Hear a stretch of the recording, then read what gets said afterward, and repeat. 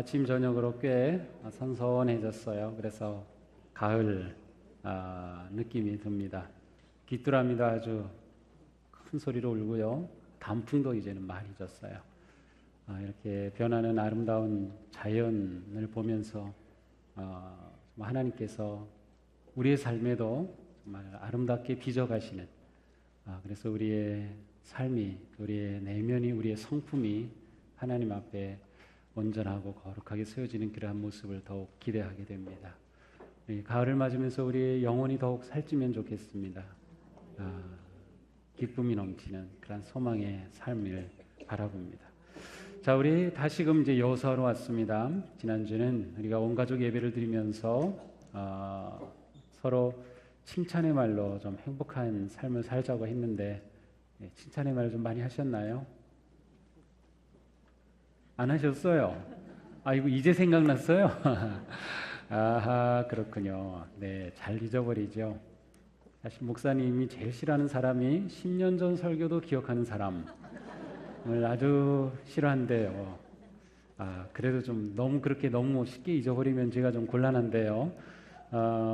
칭찬의 말은 우리를 정말 행복하게 해요. 상대방도 그렇고 나 자신도 그렇고. 그래서 우리가 매주일 이렇게 말씀을 들을 때 그 말씀을 내 삶에 잘 이렇게 좀 적용하고 실천하는 게 굉장히 중요합니다. 여기 보니까 99.9%는 그렇게 하시는 것 같고 0.001%는 깜빡 잊으셨던 것 같아요. 자, 오늘은 다시 여호수아의 말씀으로 들어오는데요. 지지난주에 말씀이 기억나나요, 혹시? 이것도 기억 안 나겠죠. 지난주 말씀도 잊어버렸는데. 네, 지난주에는 우리가 이스라엘 백성들이 에발산과 그리심산의 계곡에 모여서 하나님의 말씀이 선포될 때, 복의 말씀이 선포되면 그리심산 쪽에 있는 백성들이 아멘, 저주의 말씀이 선포되면 에발산 쪽에 있는 그 이스라엘 백성들이 아멘 하면서 하나님 앞에서 그 말씀으로 새롭게 결단하고 헌신하는 그러한 이야기를 보았어요. 바로 그 전에는 이스라엘 백성들이 아이성을 드디어 점령한 그런 이야기까지 보았습니다. 자, 이렇게 이스라엘 백성들은 하나님 앞에서 그들의 관계, 우리는 누구인가? 하나님이 우리의 주인이 되시며 우리를 이곳까지 인도하셨으며, 그리고 우리를 약속하신 대로 이 가나안 땅을 우리에게 선물로 주시고 이 땅을 이기도록 점령하도록 이끌어 주시는 그 하나님, 그리고 우리는 그분의 백성이라고 하는 것을 다시금 확인하고 결단을 하였어요. 그래서 우리는 이 말씀대로 순종하겠습니다, 말씀대로 살겠습니다 라고 하면서 하나님의 백성으로 재다짐을 하였습니다. 자, 이렇게 재다짐을 하면 누구나 그렇지만 용기가 생기고 나아갈 길에 대한 기대가 생기고 확신이 생기는 것이에요. 그래서 이스라엘 백성들은 모두가 다 이러한 기대와 소망에 차 있을 때였습니다. 바로 그때 전혀 예기치 않은 일이 일어납니다. 그것은 바로 기브온 사람들이 이스라엘 백성들을 찾아온 거예요. 그리고 여호수아와 이스라엘의 지도자를 만난 것입니다. 기브온 성에서 보낸 사신들이 이스라엘의 지도자들을 찾아온 사건입니다. 자, 이렇게 찾아오게 된 이유가 있는데, 오늘 말씀해 보니까 1절, 2절에서는 이스라엘 백성들이 이렇게 여리고 성도 점령하고 아이 성도 점령하고 하는 이 놀라운 이야기들을 그들이 알게 되었어요. 그래서 가나안에 있는 여러 족속들이 함께 힘을 합치자, 그래서 동맹을 맺게 됩니다. 이 가운데는 레바논 앞 대해 연안에 있는 헷사람, 아주 강한 부족이죠. 아모리 사람, 가나안 사람, 브리스 사람, 히윗 사람, 여부스 사람, 이러한 족속들이 모여서 동맹을 맺어서 우리가 저 이스라엘과 맞서 싸우자, 우리가 힘을 합쳐서 이기자, 이렇게 동맹을 맺게 됩니다. 그런데 이 가운데 히위 족속에 속하였던 기브온 사람들이 그 동맹에서 슬쩍 빠져요. 왜냐하면 아무리 봐도 이렇게 동맹을 맺어도 이스라엘과 싸워서 이길 것 같지가 않은 거예요. 저 백성들이 어떤 백성들이야? 우리가 상상도 못한 그러한 일을 지금 하면서 이 땅에 들어온 사람들인데 우리가 어떻게 이겨? 이길 가능성이 없어. 그래서 이 기본 사람들은 나름대로 자기들이 살아날 길을 궁리하게 됩니다. 그래서 그들이 모여가지고 열심히 국리를 했어요. 아마 제 생각에는 이들이 모여서 하나님의 말씀도 공부한 것 같아요. 분명히 하나님의 말씀도 공부했어요. 왜냐하면 이 이스라엘을 이기려고 하니까, 자기들이 살아남으려고 하니까 무엇인가 저 사람들에 대해서 알아야죠. 자, 이렇게 해서 기본 사람들이 딱 묘안을 만들어 가지고 사신을 이스라엘로 보낸 것입니다. 그런데 이 사신의 모습이 아주 남루합니다. 옷은 다 해진 옷을 입었어요. 포도주 부대는 다 터진 것을 다시 꿰맨 그러한 포도주 부대였어요. 신발도 다 너덜너덜해졌어요. 그들이 오는 동안에 먹기 위해 가지고 온 빵 다 곰팡이가 났어요. 이러한 모습을 가지고 이스라엘을 찾아와서 여호수아와 이스라엘의 지도자를 만난 것입니다. 이렇게 만난 그들은 이렇게 요청합니다. 6절이죠. 그들이 길갈 진영으로 가서 여호수아에게 이르러 그와 이스라엘 사람들에게 이르되 우리는 먼 나라에서 왔나이다. 이제 우리와 조약을 맺읍시다. 우리는 아주 먼 나라에서 왔습니다. 그러니 우리와 평화 조약을 맺읍시다. 그래서 여러분이 우리 성을 치지 않기로, 우리 성을 죽이지 않고 살려주기로 우리와 조약을 맺읍시다. 이렇게 요청을 합니다. 그러자 여호수아 이스라엘 사람들이 이렇게 묻죠. 너희가 우리 가운데 거주하는 듯하니 너희가 우리와 가까이 있는 것 같다. 아무리 봐도. 그러니까 우리가 어떻게 너희와 조약을 맺겠느냐. 너희가 우리와 가까이 있는 어느 곳에서 온 것 같은데 그러한 너희들과 우리가 어떻게 조약을 맺지? 이렇게 말하죠. 그러자 그들이 대답합니다. 아닙니다. 우리는 아주 먼 곳에서 왔습니다. 먼 지방에서 왔습니다. 근데 우리가 이렇게 찾아온 이유는 우리가 먼 곳에서 소문을 들었습니다. 그 소문이 무엇입니까? 모세가 이스라엘 백성들을 이끌고 요단강 동편에 있는 그 땅을 점령한 이야기를 들은 것입니다. 그래서 그 땅에 사람들과 싸워서 이긴 이야기를 우리가 들었습니다. 당신들이 행한 그 놀라운 소식을 우리가 다 들었습니다.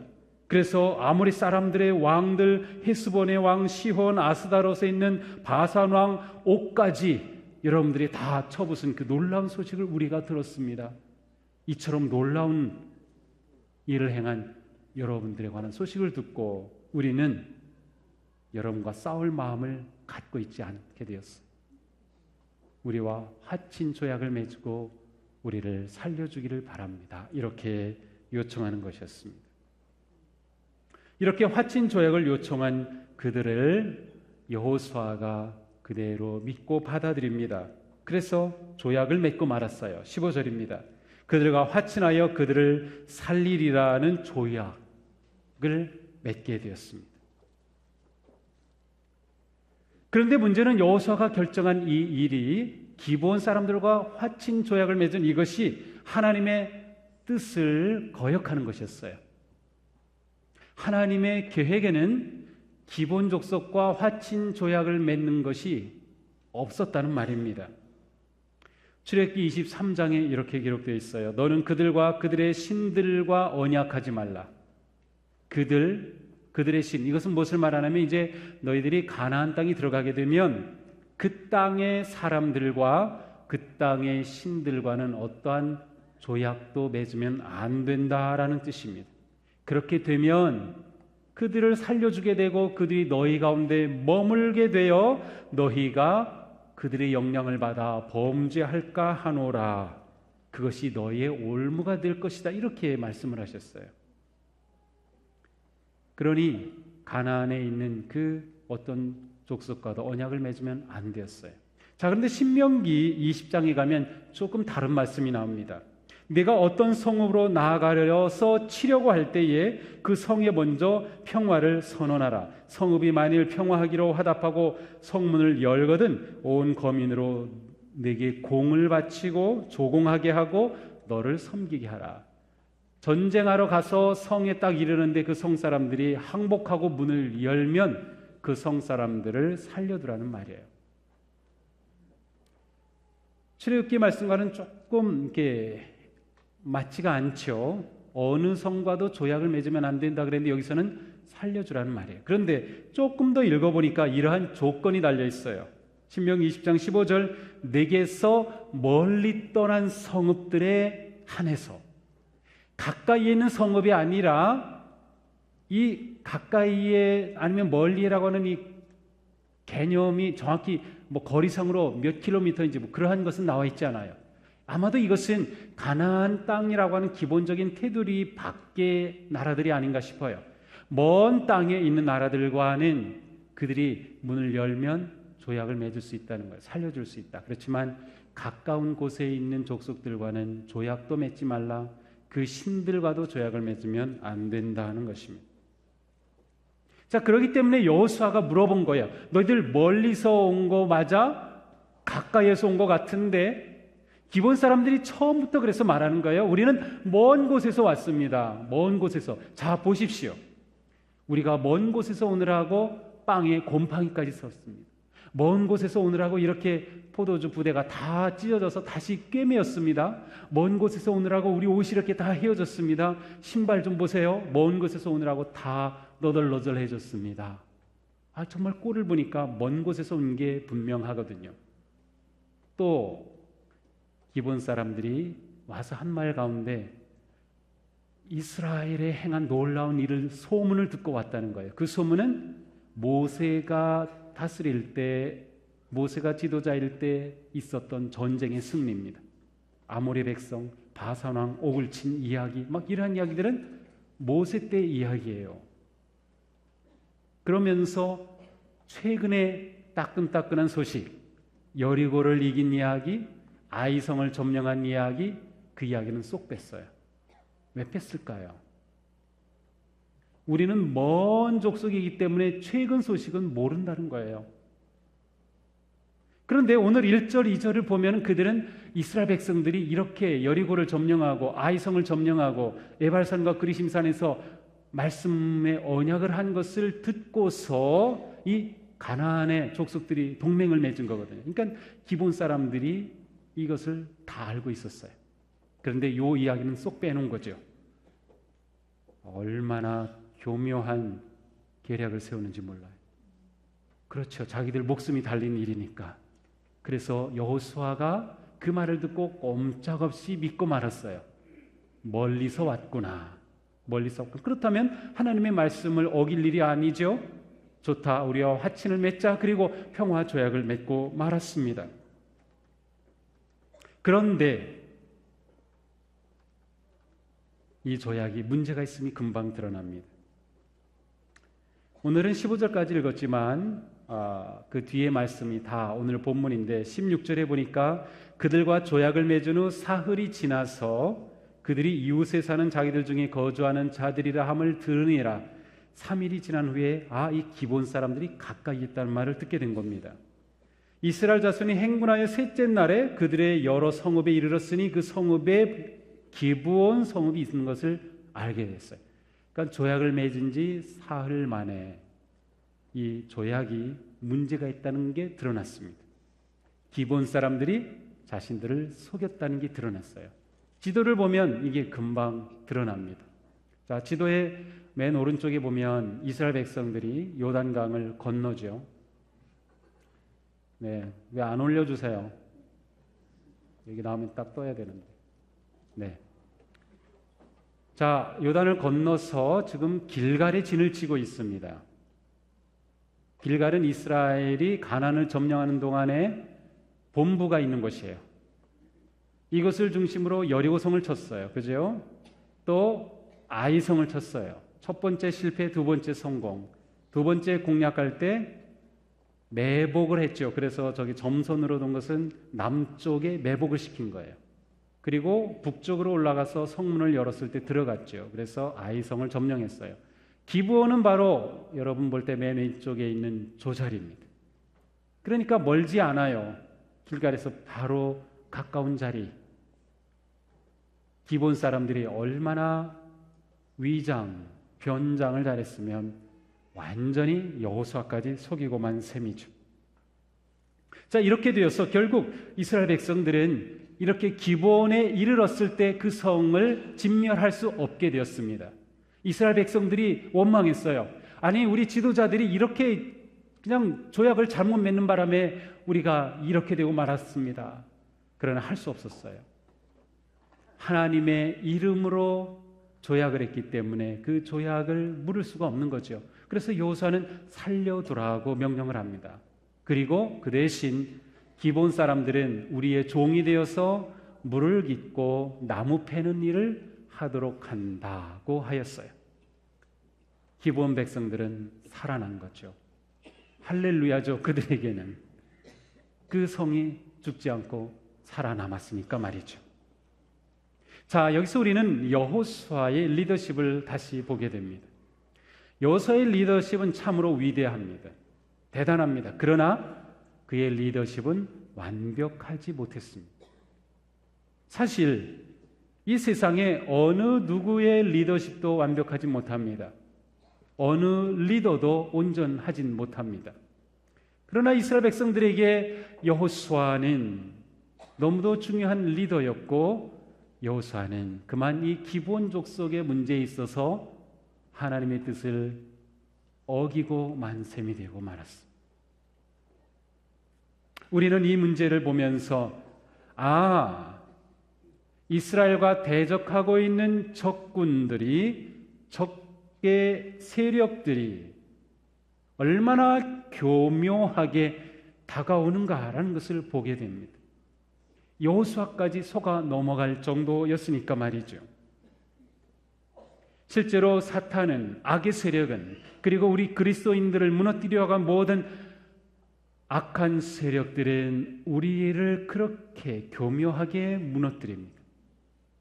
예수님이 40일 금식하시고 사탄에게 시험을 받으실 때에 사탄은 예수님에게 이렇게 접근합니다. 내가 만일 하나님의 아들이어든 뛰어내려라. 기록하였으되 저가 너를 위하여 그 사자들을 명하시리니 저희가 손으로 너를 받들어 발이 돌에 부딪히지 않게 하리로다 하였나니, 사탄이 하나님의 말씀을 인용해서 예수님을 시험하는 거예요. 이 정도로 사탄은 아주 교활한 존재입니다.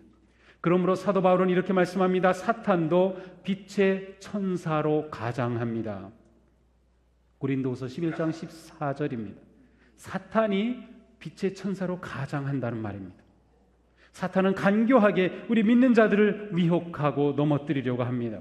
사탄의 간교함을 안다면 우리는 가만히 있어서는 안 돼요. 사탄이 이렇게 교묘한 존재구나, 우리를 교묘하게 시험하고 미혹하는구나 라는 것을 안다면 우리는 깨어 있어야 돼요. 베드로 사도는 이렇게 말씀합니다. 정신 차리고 깨어 있으십시오. 여러분의 원수인 악마가 우는 사자처럼 삼킬 자를 두루 찾아다닙니다. 정신 차리고 깨어 있어야 삼킬 자를 찾아다니는 사자가 으르렁거리며 다니는 것처럼 사탄이 그렇게 다닐 때 그 미혹이 빠지지 않는다는 거죠.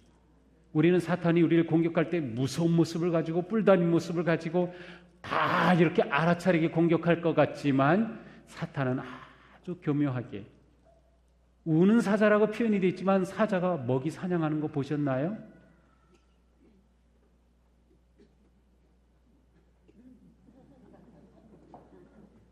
그렇게 다가와요, 사탄이. 사탄은 교묘하게 우리에게 다가오고, 이것이 사탄의 전략입니다. 그러므로 우리는 항상 경계하고 깨어 있어야 하는 겁니다. 만약 이 기본 사람들이 정말로 먼 곳에서 왔는가 좀 더 의심해 보았더라면, 좀 더 물어보았더라면 이러한 실수는 하지 않았을 것 같아요. 그렇다고 해서 우리가 이거 사탄이 아닌가? 이 사람 신천지 아닌가? 그리고 모든 사람을 다 의심하고 모든 사람을 그렇게 보라는 말은 아니에요. 이 악한 신천지 놈들이 한 짓이 우리에게 가장 나쁜 게 그거예요. 의심하게 만들었어요.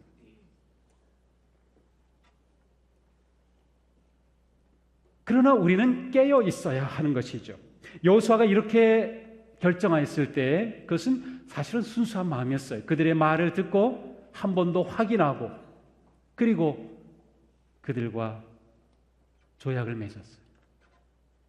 여호수아는 정말로 아무런 하나님의 말씀을 어길 의도가 없었을 것입니다. 그리고 그들의 그 모습을 그대로 믿어주는 그러한 순수한 마음의 지도자였어요. 순수하고 순결했어요. 그러나 좀 더 지혜로웠어야 합니다. 예수님이 말씀하셨죠. 내가 너희를 보냄이 양을 이리 가운데 보냄과 같도다. 우리가 살아가는 삶의 자리는 하나님의 양과 같은 우리들이 이리들 무리 가운데 있는 것과 같다는 것이에요. 그러므로 너희는 뱀같이 지혜롭고 비둘기같이 순결하여라. 우리가 순결하고 순수하고 신실한 그리스도인으로 살아야 하지만 동시에 우리는 뱀처럼 지혜로워야 돼. 이것이 우리에게 필요한 것입니다. 그러므로 사도 바울은 권고합니다. 악마의 관계에 맞설 수 있도록 하나님께서 주시는 장비로 완전무장하십시오. 악마의 관계에 우리가 맞설 수 있어야 한다는 거예요. 우리가 지혜롭게 분별하며 깨어 있는다는 것은 쉬운 일은 아닙니다. 그러나 이것은 우리 누구에게나 일어날 수 있는 일입니다. 여호수아는 아이성을 점령한 이후 예발산과 그리심산에서 언약을 새롭게 갱신한 이후 정말로 영성이 충만했었어요. 자신감이 넘쳤을 겁니다. 야, 드디어 가나안을 향해 우리는 나아간다 라고 하는 기대가 넘쳤을 것입니다. 그런데 그 순간이 여호수아에게는 미혹의 순간이 되었어요.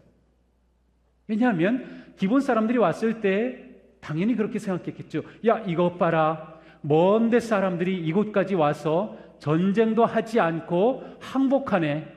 전쟁하지 않고도 우리는 기본 성읍을 얻게 되었구나. 하나님께서 우리에게 얼마나 놀라운 일을 이루시는가. 분명히 여호수아는 그렇게 믿었을 겁니다. 그런데 거기에는 바로 기본 사람들의 관계가 숨어 있었던 거죠. 우리의 선한 의도가 원치 않게 하나님의 뜻을 어길 수도 있어요. 이것은 우리에게 굉장히 아주 세심하고도 중요한 문제입니다. 그래서 우리는 깨어 있어야 하고 지혜로워야 합니다. 어떻게 깨어 있고 지혜롭게 될 수 있죠? 기도하는 것이에요. 하나님의 뜻을 계속해서 묻고 하나님께 여쭙는 것입니다. 아주 단순하고 간단하지만 이것이 우리가 사탄의 관계와 맞설 수 있는 최고의 전략입니다. 깨어서 기도하라. 쉬지 말고 기도하라. 그렇습니다. 우리는 모든 일에, 모든 시간에, 모든 상황에서 깨어서 기도할 수 있어야 합니다. 하나님께 물어보는 것입니다. 실제로 오늘 본문에 나타나는 이 문제는 하나님께 묻지 않았기 때문에 생긴 일이었어요. 14절에 가서 보면 뭐라고 되어 있습니까? 무리가 그들의 양식을 취하고는 어떻게 할지를 여호와께 묻지 아니하고 여호수아가 곧 그들과 화친하여. 어떻게 할지를 여호와께 묻지 않았어요. 그리고 곧 그들과 화친했어요. 이 곧이라고 한다는 무엇이에요? 이 순간이 기도할 순간이었는데 기도를 건너뛰고 화친하고 말았다는 뜻이에요. 곧장 화친하고 말았어요. 기도를 거쳐야 되는데 그 순간을 놓친 거죠. 하나님께 기본 사람들이 이렇게 왔어요. 하나님, 하나님의 뜻인가요? 하나님께서 우리에게 기쁨을 주시려는 뜻인가요? 물어보았어야지. 하나님은 분명히 이 땅의 족속들과는 조약을 맺지 말라고 했어요. 이들이 먼 곳에서 왔다고 합니다. 정말로 이들이 먼 곳에서 왔나요? 하나님께 여쭤봤어야 되는 거죠. 성경은 분명하게 여호와께 묻지 않고 곧장 화친한 것이 문제임을 밝혀주고 있습니다. 그러니까 우리가 살아가는 믿음의 삶에서 중요한 것은 항상 여호와께 여쭙는 것이에요. 여호와께 여쭙는 것이에요. 그래서 우리가 살아가는 일상의 삶에서도 아주 필요한 지혜입니다. 내 윗사람에게, 지도자에게, 또 내 인생의 멘토가 있다면 묻는 거죠. 끊임없이 묻는 거죠. 나는 선한 뜻으로 했지만 원래 그 뜻이 아니었다면 그것이 우리에게 올무가 되기 때문입니다. 아마도 여호사는 이 상황이 하나님께 묻지 않아도 될 만큼 확실했고 분명했을 것입니다. 그러나 기도는 그렇지 않아요. 내 생각에 확실하고 내 생각에 분명해도 그때도 기도는 필요합니다. 왜냐하면 내가 아무리 지혜로워도 하나님의 어리석음보다 지혜로울 수가 없어요. 내가 아무리 강해도 하나님의 약함보다 강할 수 없어요. 우리가 이것을 안다면 우리 믿음의 삶은 분명한 거예요. 그렇구나. 하나님께 여쭙자. 계속해서 하나님께 묻는 훈련을 하는 거죠. 이것이 우리의 삶의 방식이고 우리의 삶의 스타일이 되어야 하는 것입니다. 기도는 하나님께서 일하시는 가장 중요한 통로입니다. 기도는 하나님의 지혜가 나타나는 가장 중요한 통로입니다. 기도는 하나님의 능력이 드러나는 가장 중요한 통로입니다. 우리가 하나님이 주신 이 기도의 수단을 충분히 활용해야 하는 것입니다. 우리의 삶이 평안합니까? 기도하십시오. 우리의 삶이 위태롭습니까? 기도하십시오. 많은 경우 우리에게는 소방차 기도가 굉장히 많아요. 위급한 전화 119 하면 소방차가 윙 하고 달려오죠. 주님, 소방차 기도 우리에게 필요하죠. 그러나 소방차 기도만 가지고는 사탄의 관계에 맞서기에는 부족합니다. 이미 일이 일어난 다음에 대처하는 거죠. 그러나 그 전부터 깨어서 사탄의 관계에 맞서는 삶이 지혜로운 삶, 그것이 승리하는 아주 중요한 삶입니다. 이 한 주간 한번 우리의 삶을 매 순간 하나님께 물어보는 훈련을 하면 어떨까요? 제가 아는 어떤 목사님은 정말 자질구레한 것까지 하나님께 물어봐요. 어느 정도냐고요? 철물점에 못을 사러 갔는데 어느 못을 사야 합니까, 하나님? 그런 것까지 물어봐요. 저는 그 목사님이 훌륭하다 얘기하는 건 아니에요. 그러는 분도 계시다는 거예요. 그런 분도 계시다. 그 못이 그 못이지 다 똑같죠 그런데 그 마음이 중요하지 않겠어요? 그 마음. 내가 무엇을 하든 아무리 작은 일 같아도 그것을 놓고 기도하는 마음을 가지는 게 중요한 거죠. 그러니까 쇼핑 가서도 그냥 막 사지 말고 하나님, 제가 이 옷을 살까요? 이 옷을 살까요? 구두 살 때도 이 구두를 살까요? 이 구두를 살까요? 이렇게 물어보는 마음 가지라는 거예요.